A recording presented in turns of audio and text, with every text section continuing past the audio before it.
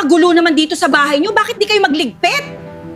Nay, pasensya na. Alam nyo, kakalipat lang namin. Siya nga pala, Nay, kamusta po at napadalaw kayo nga ganito kaaga? Kaya ako nandito. Kung kapatid mo, baka sakali matulungan mo. May school activity tour sila. Baka sakali pwede muna ikaw magbayad.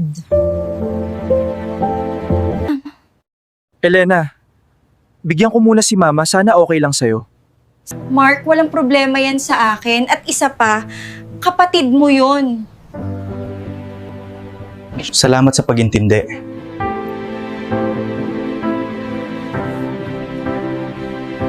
Nga pala, ito po yung para kay Joanne.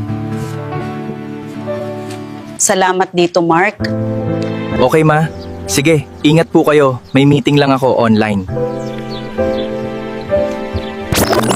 Elena, ayusin mo naman bahay niyo, ang gulo. Alagaan mo sana anak ko. Sige, aalis na ako.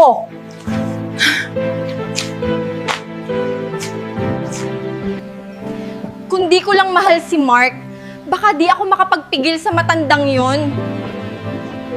Mabigat talaga dugo ko sa Elena na yan. Ano ba nagustuhan ng anak ko dyan?